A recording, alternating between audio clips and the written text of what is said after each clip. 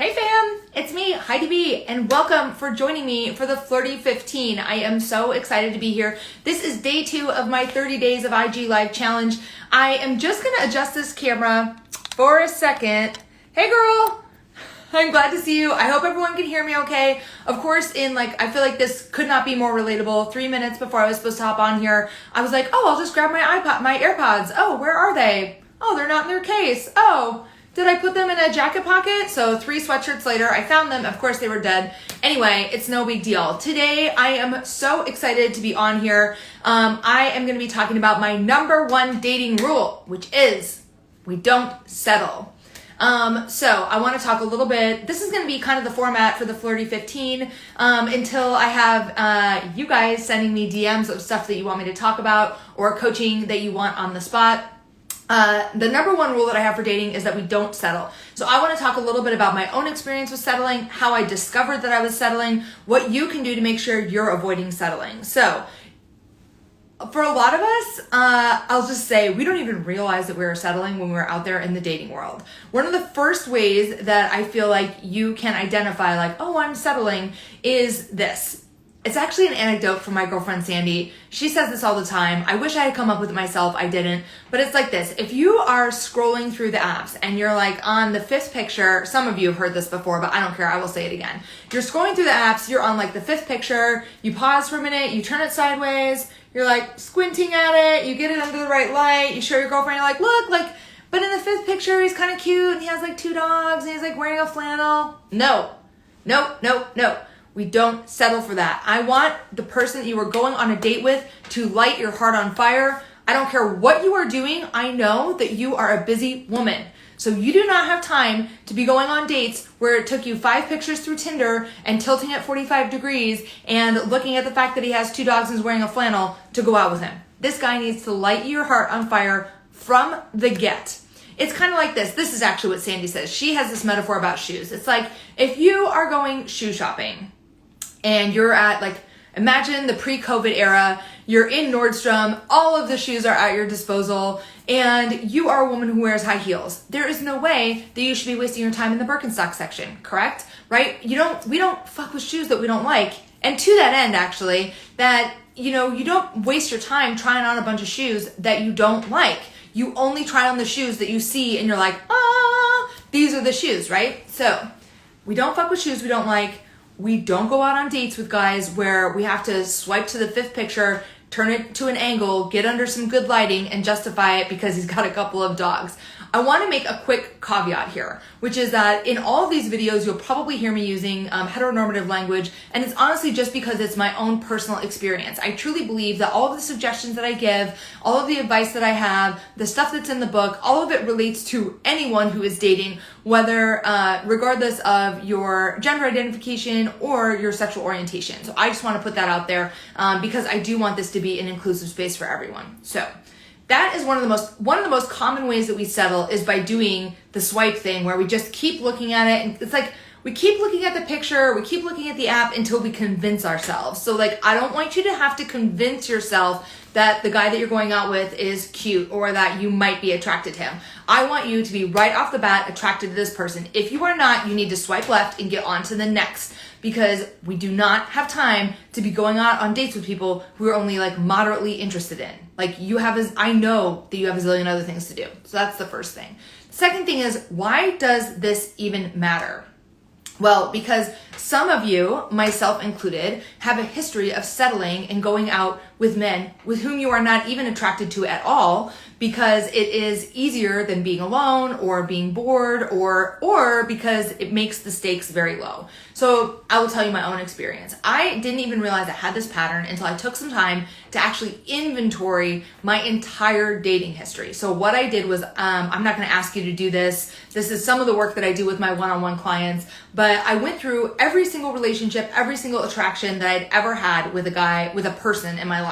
And I wrote out a number of dimensions of that crush or that relationship.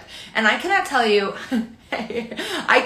how many times I wrote down that I was dating a guy who I wasn't even attracted to or who I was like mildly repulsed by, right? And when I really took the time to look at why would I do that, I realized that that gave me a sense of safety and power to be dating people who I wasn't even attracted to. The stakes felt very low. Like it wouldn't even matter if the whole thing blew up or fell apart because like I didn't really think you were that cute anyway. Or it wouldn't really matter if you rejected me or dumped me because I didn't really think you were that cute anyway. So when I had written out an entire inventory of my entire dating history and seen how many times I had dated men that I was not even attracted to or that I was like just generally like meh or even like only mildly repulsed by, it became a number one rule for me.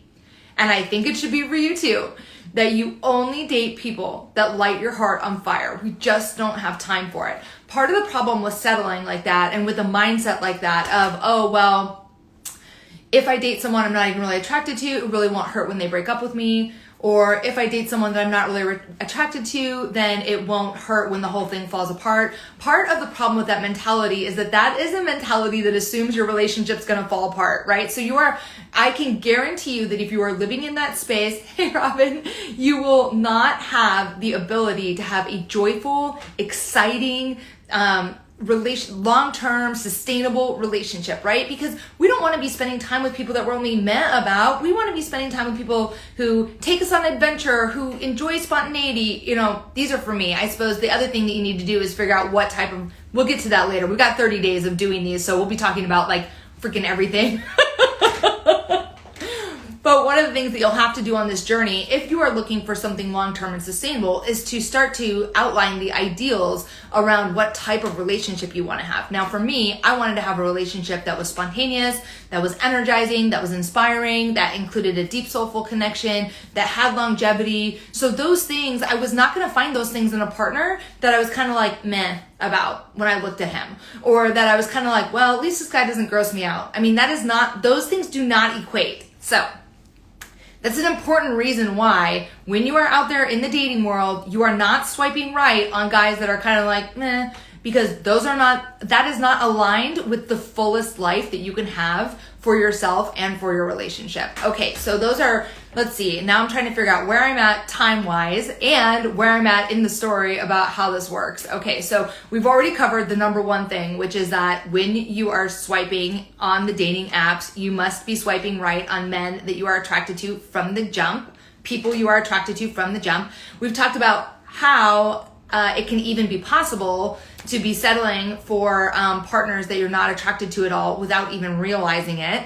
And now the third thing that we're going to talk about is, I would actually say, we've got some time, so I'm going to say that we should talk about building an accountability structure around this. So if you are someone who has a history of being involved with people that you're like meh about, and you want to be involved with people that you're like, yes, like toe curling, so exciting, like all out about, then you need to tell some people in your life that this is the goal that you are after. So I don't care if it's your mom, I don't care if it's your best friends, I don't care if it's your girl gang, I don't care if it's your roommate, but somebody who is on your team needs to know that you have a new goal of only dating people who light your heart on fire.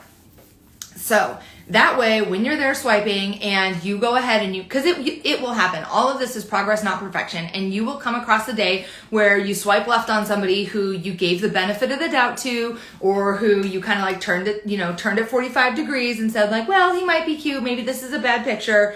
That will happen because it's just, you're not going to change your patterns overnight. Just because we become aware of our patterns in dating does not mean that we have the willingness to change them right away. So what's going to happen is you are going to end up swiping on somebody that's kind of meh because you've been doing it for a long time. When you do that, you're going to need to bust yourself. You're going to need to let yourself know, or let your roommate know, or let your accountability person know, like, hey, I'm back in this old pattern and I'm going to go out with someone who I'm kind of meh. I swiped on somebody who's meh. If you and the meh have not already set a date, then I would actually go ahead and say, I would be honest and just say, you know what, I've changed my mind. I don't think this is going to work. The simplest form of the truth is the best way to convey a breakup or a message or a boundary. Or if you've already set the date, I do think it's rude to cancel. So I would go ahead and go on the date. And then at the end of the date, just be clear that you don't want to go on a second date, right?